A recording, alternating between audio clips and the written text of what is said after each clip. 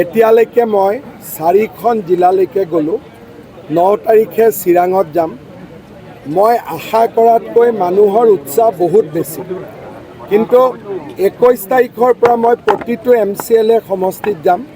তেতিয়া আমি গম পাম যে কিমানটা জিকিম, কিন্তু উৎসাহ বহুত বেছি, ৰাইজৰ প্ৰবল উৎসাহ। স্যাৰ, আপোনাৰ আশীৰ্বাদৰ হাতখন BPFৰ ওপৰত থাকিব নে UPPৰ ওপৰত থাকিব? মোৰ আশীৰ্বাদ সকলোৰে লগত আছে, আৰু মই বিচাৰোঁ যে BJPয়ে কাৰো বিপক্ষে ইলেকশ্যন খেলিব নালাগে, মাত্ৰ বড়োলেণ্ডৰ ডেভেলপমেণ্টৰ কাৰণে ইলেকশ্যন খেলিব লাগে।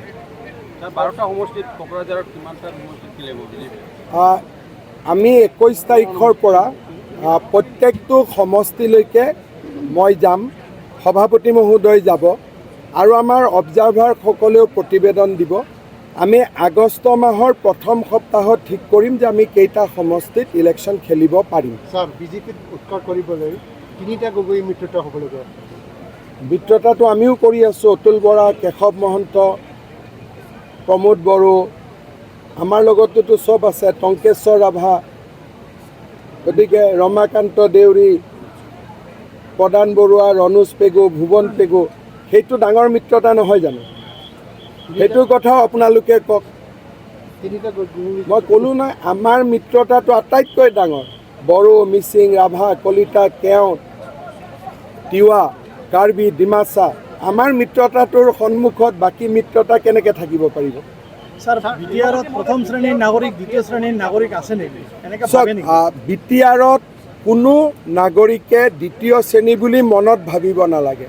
সকলোৱে যাতে ভাবে মই প্ৰথম শ্ৰেণীৰ নাগৰিক। BTRত যোৱা 5 বছৰত আমি শান্তি আনিলোঁ। অহা 5 বছৰত আমি সমতা, বিকাশ আৰু প্ৰগতি আনিম।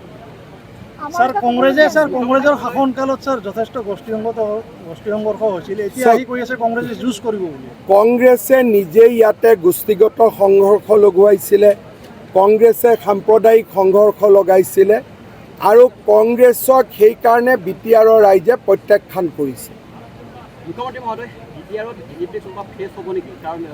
ফেজ হ'ব নালাগে নহয়, ইমান কাৰ্যকৰ্তা আছে, তেওঁলোকেতো আমাৰ ফেজ। গোটেই আমাৰ ইমান কাৰ্যকৰ্তা আছে, তেওঁলোকেতো আমাৰ ফেজ, আৰু আমাৰ আটাইতকৈ ডাঙৰ ফেজ হ'ল নৰেন্দ্ৰ মোদী।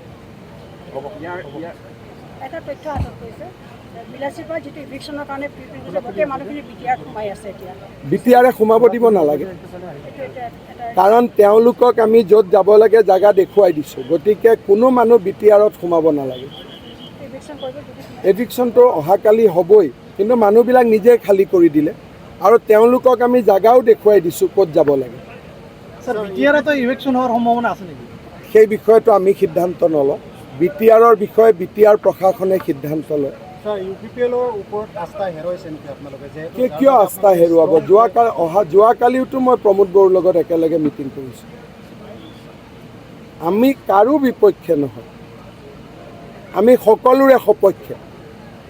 যোৱাকালিওতো মই মিটিং কৰিছোঁ, এতিয়াওতো ইজি ব্ৰহ্মৰ লগত গৈ মই মিটিং কৰিম।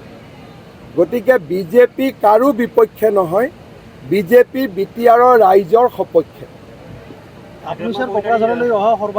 এতিয়ালৈকে BTRত মই আছোঁৱেই।